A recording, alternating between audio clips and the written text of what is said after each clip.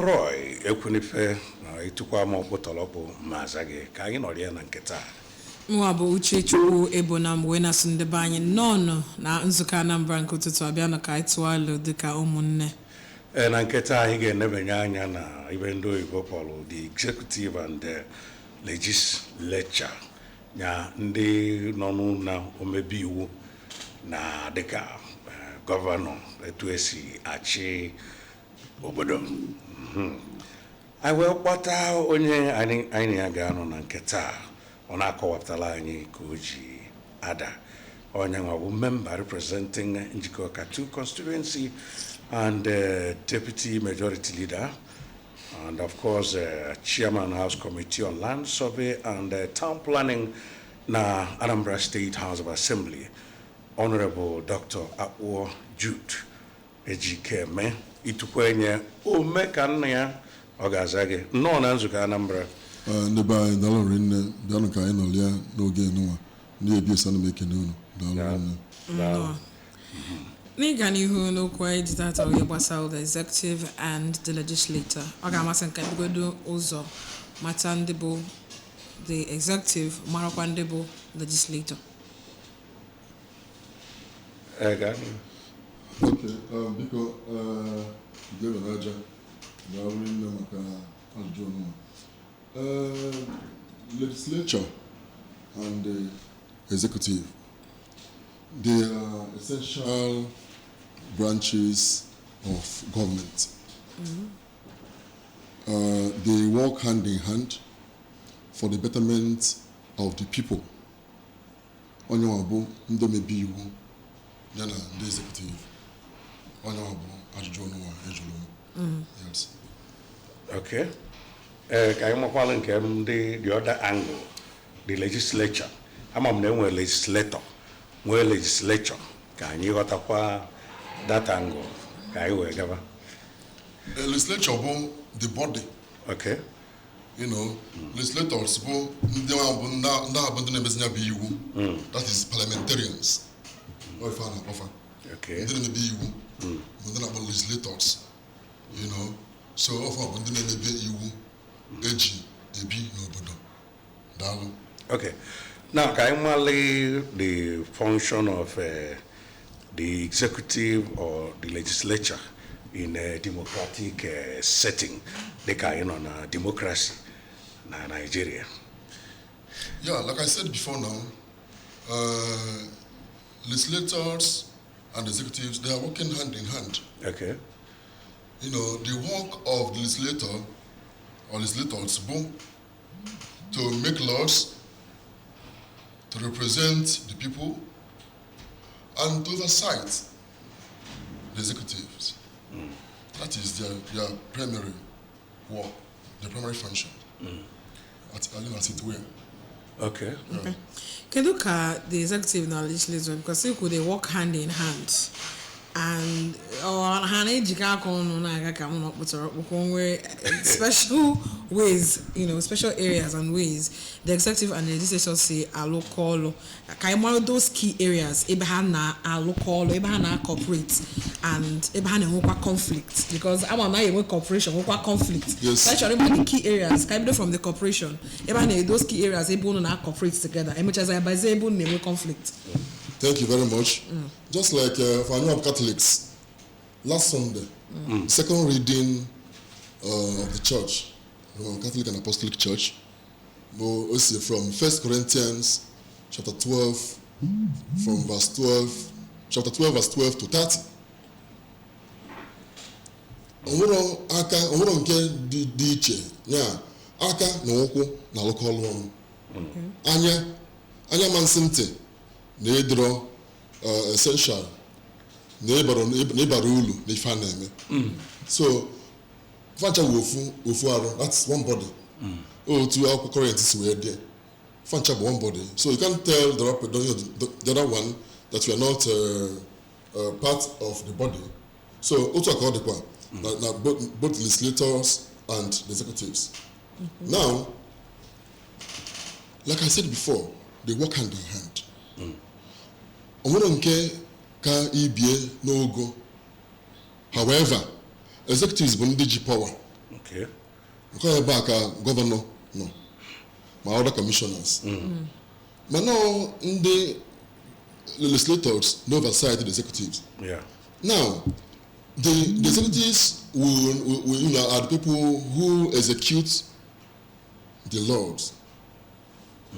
They execute the laws because the legislators they create, they make laws, repeal laws, or amend laws. Okay. 3 of them. They can amend the law, they can make the law that creates a law, a new law, or repeal an existing law, repeal it. Okay. Then, when the laws are repealed, or created, or amended, it is the prerogative of the executive to execute that same law. Okay. So, all executives, all legislators. Okay. A lot of times I have to go in situations in Nigeria, the executive and the legislatures now are loggerheads. Now, can you such conflicts in a situation where you could work hand in hand, but then we saw play out in River State when some lawmakers are for this particular ex-governor, and then some lawmakers are for the present ex-governor, and situations like that and so on, and even situations where the lawmakers are not working hand in hand or having issues with the executive. Can you keep such level of conflict to the point that, because once there's conflict, it brings stagnation into the economy of the state that is involved? Thank you very much. Like in Anambra State, the legislators and the executives, they have a good synergy. They work hand in hand, like I said before now. We have common understanding. Under the leadership of His Excellency Professor Charles Sisoludo, CFR, the legislators are good. The executives, they are working hand in hand. Whenever we receive what we call executive bill from the executive, we go through the bill and consequently pass the bill into law. Yeah. Because bill law benefit from executive bill. Obugolo ife enene anya ofuma funo ife ga abalu obodo ulu. Enwe ife dị na private bill and executive bill. Yeah. So private bill bụ nke anyị abụ house members na-eme on our own. Scrutinize, it will go through processes and consequently approve it. Then executive will think of and then we buy amendments inwardly. Yeah. Before we tell you the general public. That's the prerogative of the legislators. Okay. At what point in time could exercise the function of checks and balances, whereby the only phone feel on the executive, either na and DME, when I say couldn't step in, legislate based on the power of checks and balances, vested in the legislator. Okay, thank you very much. Every year, and then bilateral discussions with the executives. Yeah. Okay. As regards to budgeting, the executive will forward the draft budget of the fiscal year, the next year. Just for example, 2024, the governor of Anambra State, with his members, the members of the executive, they brought out the drafted bill, drafted budget, yeah, and we looked into it. We gave them about 1 month and approximately 2 months to look into that law and into the budget and consequently pass it. Now, during the bilateral discussions with the commissioners, head of parastatals, we look into what they have done previous years and see how they will do in the next, the upcoming year. So if they don't do well, we will say no, we stand the budget down. As regards to their ministries, we stand their budget down. Then open on the require environment. Yes, it is the prerogative, the work of the House members to insist that there must be environment on this or on that. You know, so through the scrutiny of that budget, the members of the House will now exercise their powers. If they don't pass that budget into law, it will not, it won't see the light of the day. Okay. Yes. So every year the governor and the executive members will come up with a drafted bill, present to the House of Assembly. The House of Assembly will now look into it, make some amendments. Like last year, almost 607 billion was brought to the House of Assembly for approval. We looked in, and our governor, all the thorough, very, very thorough. The governor, he will look into the budget one by one, scrutinize it. He doesn't sleep. On edge, one by one. He will say no on this. That's why OCK the budget or where Ben was because now issues in that no government before present. But once commissioners of various ministries, the two with their budgeting, through the commissioner for budget and economic planning, they will now get us those documents. By then, the government must have looked into it.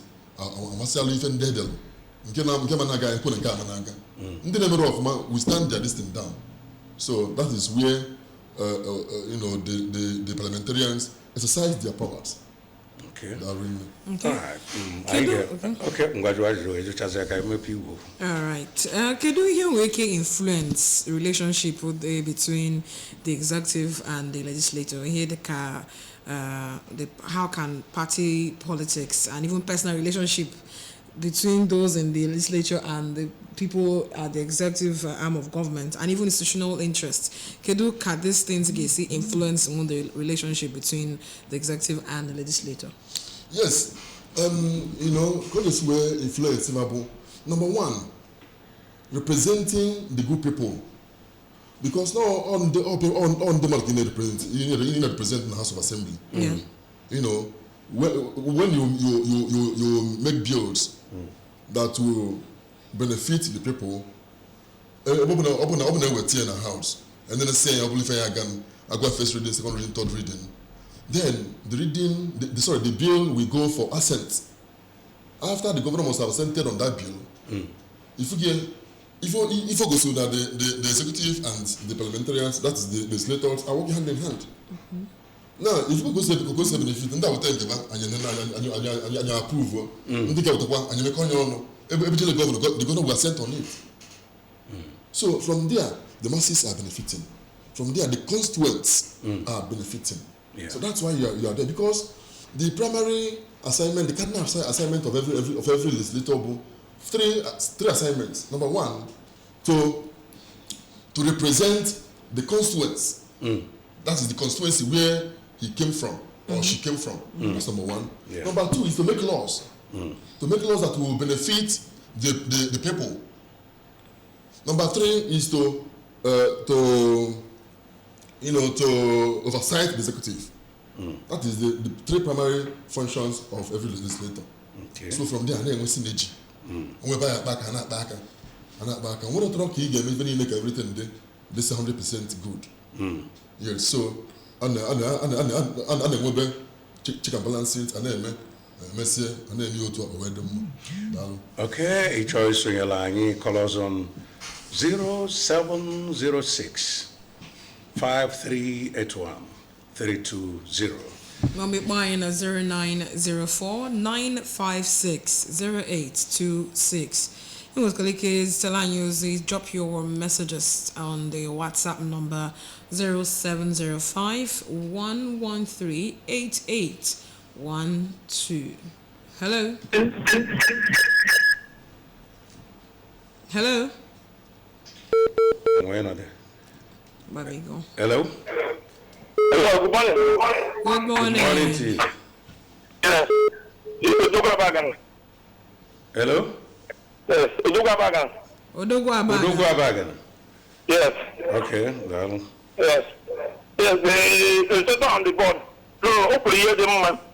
But I want to chip in something. Both areas, it's very important. You didn't mention that area. But we that are enlightened, that is, let's say, conservative scientists. The government we know, the government is the legislative. There are people that make laws. There are people that check the essence of the executive. They have the power to remove any executive member. Within the governor, the president, they are the government. They make the laws. The duty of the executive is when the legislature make law, then the executive will execute those laws. That's what. But in Nigeria, yeah, our government of government that is the result based on their duties. Maybe because of one thing or the other. So I want to keep in that in that area, the executive is the legislature is the government, not the executive. If you go to advanced countries, the Congress cannot move a motion and Trump will say no, or British Parliament. So that's the area I want to. Maybe some of our legislative, if I have my way, maybe we'll be going on the training on duties of the executive, so they know their rights and their powers. Okay. Thank you. Thank you very much for your contribution. Thank you. Yeah. Anybody there? Okay, somebody is here again. Hello. Hello. Yeah. I salute you. Heartbeat of the East. My God, please. Good morning. I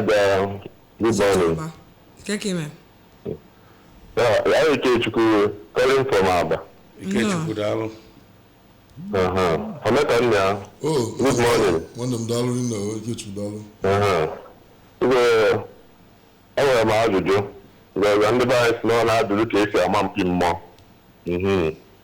I don't change honorable member on state 3 primary functions of the main functions of the legislature. Besides making bills and all for so apart from these 3 primary functions, one other more function I highlight or more functions of the legislation.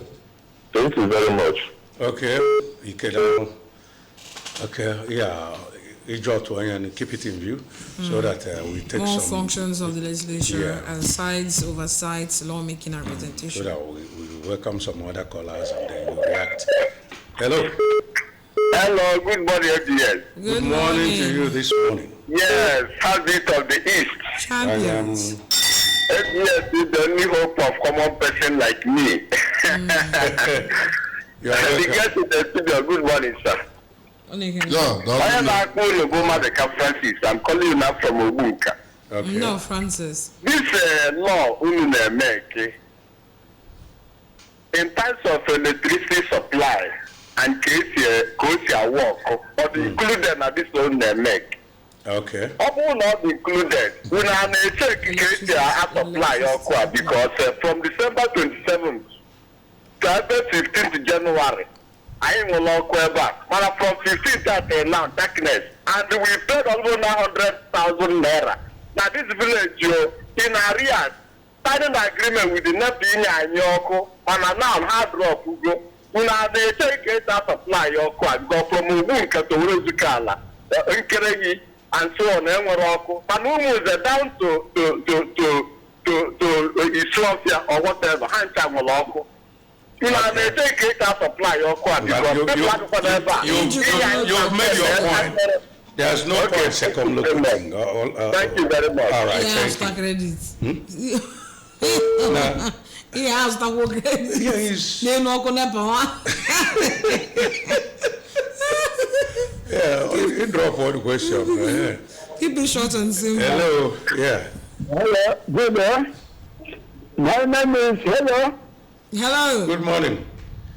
My name is Chief Honor Barrister Journalist. Most Reverend Dr. Casey here and program Abagan. You're welcome. Hello. Go on. We can hear you. Go ahead. Okay. Yeah, the speaker. You people are not performing effectively. I'm not the type you can that live in places. Two people came into the office. You are now watching people in the market increasing double access of the goods. Okay. There's nothing like bringing a motion to consider a task force. People are just there for selfish ends, telling no stories. You're not the type. I think I'm doing that very well. Are we really on the same page? Because I'm trying to understand. Yes, you are, because you were talking about yes, we are, because you're talking about the executive powers and process of the legislature. Yes. At the state level now. They have to go and tell your men to bring the mission that will benefit the common man. That is administration. That's all. Okay, thank you very much. Thank you. Anybody there? No. Okay, Omekania, you can take it from there. Okay. Ndi anine bon onye cho eza ivofu eza opokwa ka ina bata more people, we can as well. Nabata more people. Let's see. In case you can drop your comment in the comment section, if you are watching us live on Facebook, and I drop or I go put here. Opokwa na WhatsApp I tinye kuya anyị ga-agụ pụtakwu ya ma ọ bụrụ na a na-aga na-akpọ na ọda banyere nwere so many avenues you can reach us. O nwere no side ahụ. Okay. One of my ife anyị na-akpa maka ya taa all the executive and the legislature anyị wee na etinye ọnụ sikwa ka unu malụ etu ọlụba si adị ma etu o ji aga ọ na-enye aka ka obodo wee na aga n'iru ka gị nwa makwala na your own right mala how you can help maka ọ na ọchịchị onye kwuo uche ka anyị nọ na ya which is democracy ka anyị bịazie to meka nne ya like onwe onye jụrụ ajụjụ si na badara nwe ọkụ na nke amekwe mụ na na-echekikwa etu esi enyebe ọkụ ma ọkụ anara abịa mụnụ nwere powers to do such. Ọdụmma biko ajụ n'ụwa amaka ndị legislators enwere power ịnwa ihe gbasara ọkụ because na ọkụ just for example here ndị na-manage ọkụ ebe a bụ private company a na-akpọ EEDC EEDC bụ ndị ma maka ọkụ. However, ọ bụrụ na ọ nwezie ebe fasi emegbu ndị be anyị na parliamentarians amapụta onwe ebe just for example some time ago some people brought me a petition so and I called ndị EEDC otezi aka ọkụ ndanwa was restored edozi ọkụ niile ahụ mana ị ga na-eme on friendly basis ọ bụrụ emergement because now they don't take orders from the state government because find ourselves na Enugu ma here or other places so you get your EEDC back is where the distribution center so no, however the governor of Anambra State Professor Charles Sissondo CFR ọ na-agbasi mbọ ike ka afọ na ga-enwe independent power outfit nke anyị na Anambra State just to ensure steady power na Anambra State and they watch kita go areas n'igbo bele ọkụ even that no bụ arrangements emelo ke wefu na ndị be anyị na-enwe ọkụ na-enwechi ọkụ anya so all nwe ka eji eme mana ọ bụrụ ọrụ ndị legislators. Okay, then somebody has called and said more functions of the legislature. Okay. Aside from apart from this each side you go. Yeah. Okay. Very good. All of our bullet points. Bo all the legislators. Areas in those. Even the confirmation of judicial appointments. Even the approval of government contracts. Even the establishment of agencies. Even the ratification of trades. Even the ratification of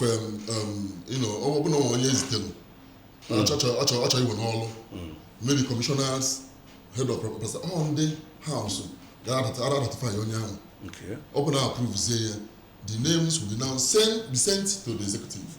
When open on one stand down, it will not go. It will not work.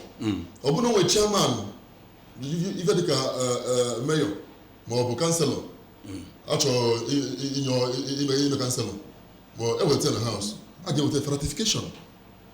That is the procedure. I give it for ratification. The member of that constituency will stand in for that person. See, yes, that this person is a true person of that area. When you are a bona fide member of Ivan. So therefore, say now on a consent here can call over one. But no open a house stand there and down. It will not go. It will not work. It won't work. So ratifications of commissioners, and so on and so forth on the house. Approval of budget and even doesn't need on the house. So all on the house. Okay. Now, I say executive, I say legislators, I say judiciary. Legislature, the judiciary and executive, the three arms of government, three of them now work hand in hand. Okay, as we know, when you money a conflict, I anese nepe makete or Javaziaro, Marazi to Agis. Madam working with such case to the House or to the Legislature, can enable near or the possible? Yes. Okay. 100% possible. Okay. Open English issue today. English today. More issue. And we're talking about petition committee, public petition committee. So petition open there will tell you from the members of the public. I can agree in the House of Assembly. Sorry, now the floor of the House, now the chambers, to the hearing of all the members.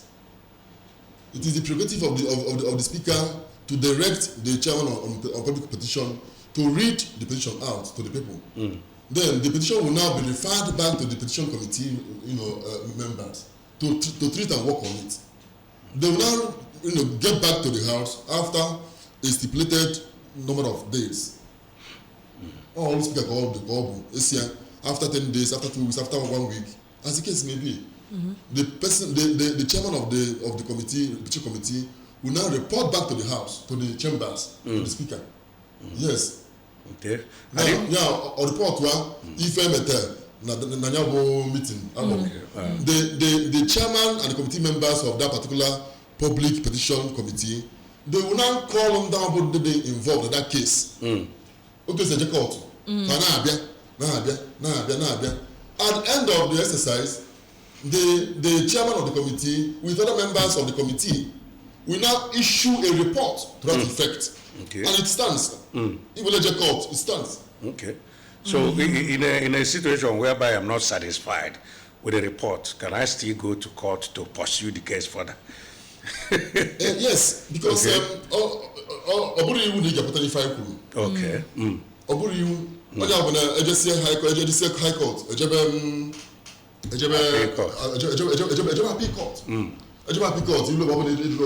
Supreme Court. So however, if I could be binding on Yama. Okay.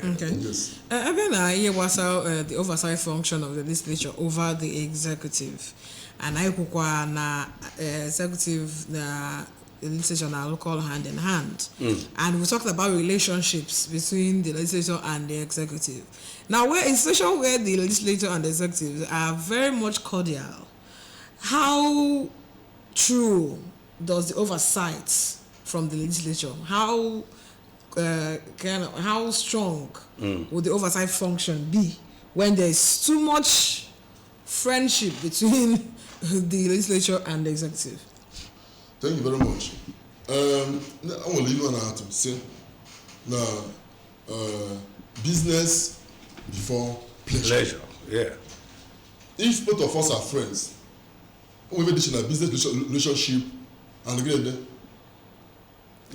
work relationship. Yes. When I both friends,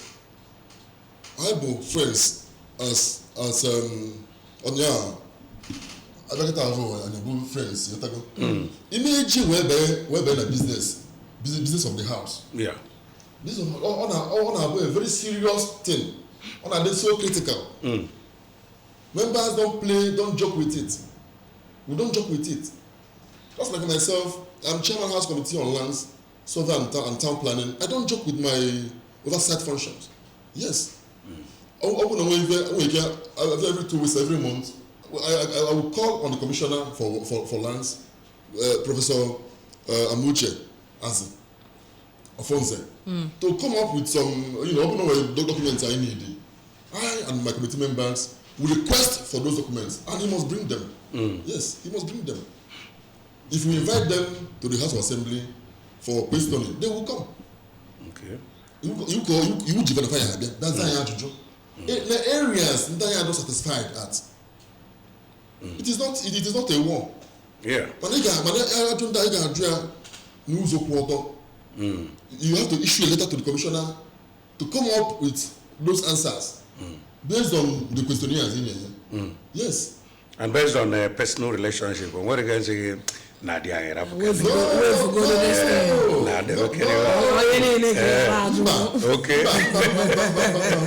All under the auspices of this present governor.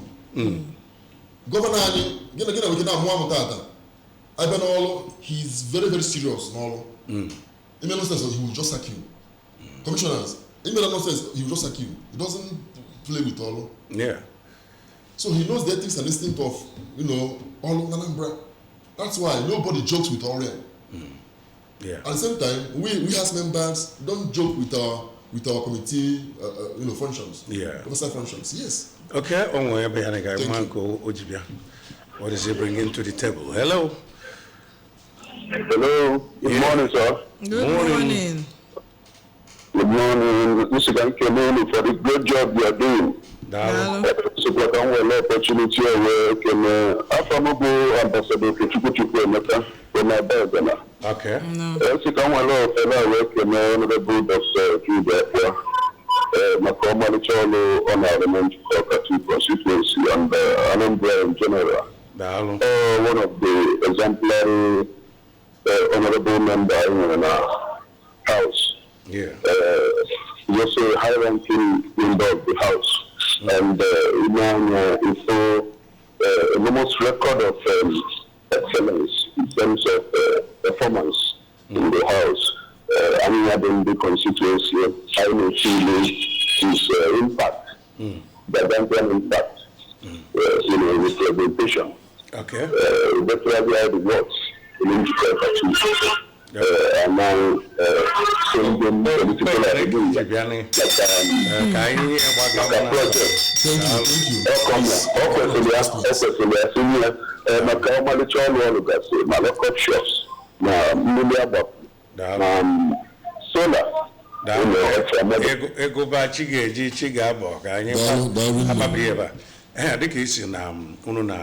hand in hand with executive, and I'm recently with Homeland Security Law, which is Agune Chamber on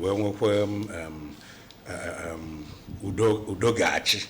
Have aware now, Kayamali APC where Atomatuama, but Nyaka now is secure the state to further, create room for the vision of Mr. Governor's livable and prosperous mega city. Homeland, yeah. Thank you very much, Mr. Roy Kunife.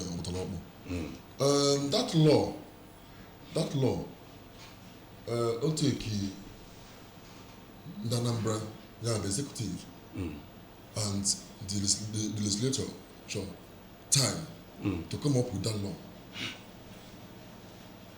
Makana, you watch Anambra. Only names the governor Nalo, or two only no Nalo. Only now, just say, Obun and Dajoma de BA. Open security outfit on ground. Or the Kayasi, Nathan or Nalo, no Apetife. Makana Ndajomado, ife dịka ndị anwa bụ ndị na-enye nsogbu na Anambra steeti ọ dị ebe niile o ọ dị ebe niile mana because na nke Anambra steeti bụ opposition erika onye chụmụrụ Anambra steeti ga-achịwu Afrịka n'ihe a ọ ga-achịwu Naijiria chi Afrịka because na onwere ibe Anambra metaba mma iburu na ozu onye ọcha ka na-akpọ ya iburu ozu onye ọcha ọsọ eburu onwere ibe meta Anambra mma Anambrans so mana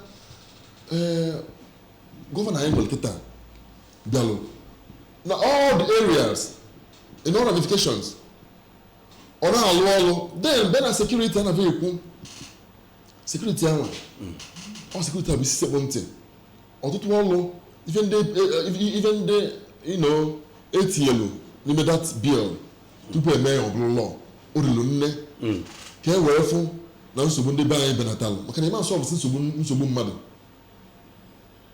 iwe ike na-eme nke a ọzọ senti isi na-eme nke a ọzọ apụta so ebe na that law ụzọ o si wee benefit ndị be anyị rilu nne maka na anyị ma na-enwe almost 200 flash points na Anambra State which has been identified so ndị ọbụla moto niile a na ebe ebute the Anambra State government has procured about almost 400 vehicles so na each 2 vehicles ọbụla if only na 2 vehicles gana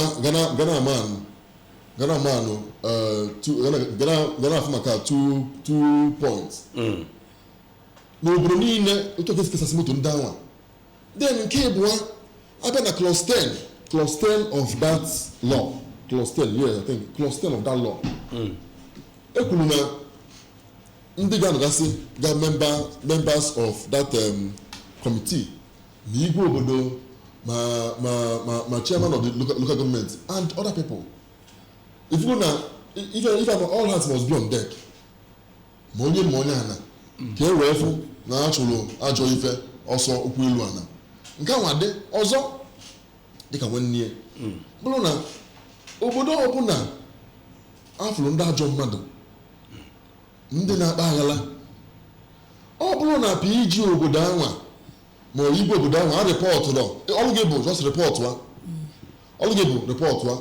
o nwere ndị ọbụ ọlụfa ije take action ọlụ gị bụ rịpọtụa na ekwe ibe na-eme ebe a ọ bụrụ na ị rịpọtụrụ iwu ji gị then a ga na-akpọ gị certificate iji wee bụrụ ife ịbụ ịgaza n'iru ka na-apara ido onwe gị as PG maazị na ntaramahụhụ dị ya ga-eso gị ọ dị well stipulated well spelled out abụ part and parcel of that law as it were then ọnwa anyị ọbụla ma ọbụla ebe ọbụla afụrụ ndị ajọ mmadụ ma ọ bụ a na-eme ife dị iche iche na-abụrụ ezigbo ife anyị anwa because na nke bụ eziokwu na ebe gbasara drugs ọnọrọ under the ambit of the state government the House of Assembly to decide to enact laws or federal government that is narcotics all over however abịa sara ihe gbasara ebe a na-eme that mbụ ebe ụlọ anwa situate which is na Anambra State that is where our own law comes in that building that land will be taken over by the state government because yara abịa ebe a bịa kpabara anyị ala ịchọ ịkpa ala jụọ obodo ọzọ not in Anambra State it goes wee ntụrịkọ so onwere ana ebe isi that na-emeti ya ọ ka dị mma na ịrapụ Anambra State so onye bụ essence of that law. Thank you very much. I think some weeks ago, some months ago, when you came around the studios, we asked about Utunuse Amaro, like the heartbeats of your constituents, in the constituency Gicho. And now we're talking about the legislature and the executive. Is there a way Ununse relay these problems, aside from making laws that would, guide or help your constituents? A way since nation all no hero pipeborne water and undosa, is there a way you relay this your collective opinions from your various constituents to the executive to make sure and to also follow up to make sure that your constituents with some of those benefits that they're yearning for. Thank you very much. Critical questions. Yeah. And as such, I'm very, very happy. Thank you. That's why we are here. To tell them to tell the Anambra, we are representing approximately 10 million people in Anambra State. As such, all one called the Kawalafa, if I name it. Yeah. Can we look at myself? Now, my constituency, Casey, a well-cut relationship between the government and the constituents. Then, one is from the government.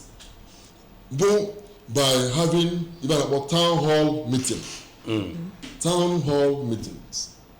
This town hall meeting go a platform by which the constituents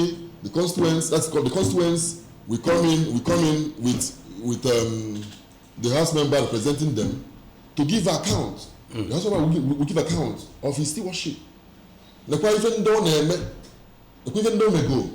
the laws he has enacted, the motions the projects he has attracted, so that people will be in the know. People will be on the same page with you, with the parliamentarian. Yeah. Yes. Just like myself, last year, 2024, I had a town hall meeting with my constituents.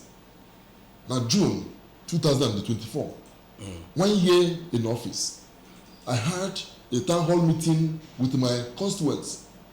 I told them what I have done, the projects I have attracted to the constituency, the laws I've enacted, private laws, the bills I had that have received assent from the governor of Anambra State, Professor Charles Soludo, and the lot. And also, I will now wait for their feedback. Yeah. Many people spoke that day, which I wrote. I penciled down all the suggestions, because without them, your staying here is null and void. You are here to represent them. You have their mandate. Their mandate is because whatever I say on the floor of the house, I'm saying it under the auspices of the constituents. Yes, the constituency where they present. That's why I promise my constituency, that I will always give them a quality representation. Yeah. Okay, that town hall meeting, is it mandatory, or maybe your brainchild, you feel like doing it? Yes. Actually, in the real sense of it, we say the mandatory. Okay. Because all again, to even the mother, because you know never on your own. You got one number because he never an alpha. Oh, Bologna, no children in the House of Assembly. I can't ask for no Nigeria representative. Because now I be a way to fortune. A poor man can Nzuko, can Anambra East, can do. So whatever, no more Bonia Nzuko, constituency 2, whoever, I'm saying it, on their behalf. That's why each time you want to speak in the, on the floor of the house, you must say your name. If you stand up 100 times, you must say your name 100 times. And they say the constituency you're representing. This is must. Okay. You must say it. Okay. So it will now help the general public to know that you're representing this constituency, and also House members to know, look at the people you're representing. Okay. As it were. All right, somebody is here. Hello. Hello. Hello. Good morning. Good morning. Good morning. Hello. Hello. Thank you. Nzuko. Hello. Nzuko squinty. Thank you. I want to bury this in Nemo. Oh, okay, believe the dollar, my constituent. Thank you. I know you know on our money. Hello. I know I hear Bagam now.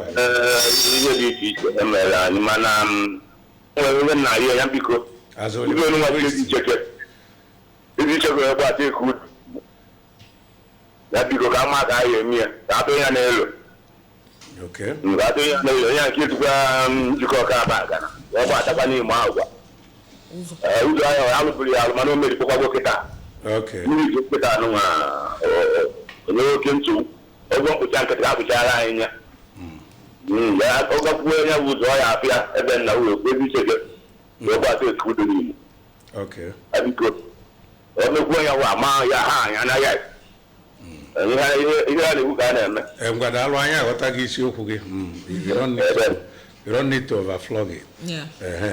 Okay. Omega ni adi Okay, biko daalụ rinne nwanne m ife enenwa ikwuru gbasara Ezicheke edego m ụzọ ahụ your governor Mr. Governor is doing well and ọ na-alụ ọtụtụ ụzọ na my constituency Mr. Governor has graciously approved ụzọ si Abagana, that is Abagana, Union Baga Abagana. Where pụta Ugbo, pụta Aba, pụta Ọkụzụ. Ọ mụnwa, go to me anywhere. Ọ mụ aja yọbịa. That's why o ji dị mkpa ịbụrụ onye represent ndị mmadụ. Kaba alụ ka gị na gọvanọ gị dị na mma. Mr. Governor, ebe makwa jekwurie na anyị sị ya biko n'ụzọ ada anyị kpara nne na my constituency bụ ebe ọ nọ na heart of the town. Ụzọ ahụ si Abagana, Union Baga Abagana, wee pụta Ugbo, pụta Aba, wee jụọ Ọkụzụ. Ọ mụ attract ya. Chukwu nye aka gọvanọ anyị approve onye ije bakịta a na-aba alụ ya. Okay. Just a few seconds. Then that Ezicheke road. I've written severally to the governor. Ezicheke and Ezinobat. Franchise na Abagana. Escope go Ezinobat in case Abagana. Where poor Enugu Agede. Yes. Where poor trunk A road. Trunk A road. Escope again. I discuss with the Ministry of Works all the time. That is with the commissioner. So we don't have to take the Ezicheke one. Then also get Nimo Pwa or Ruku. I wrote to the governor about some years he has approved it. He check it out for the governor. At Abba Munkabo say Thank you. Kina Chairman.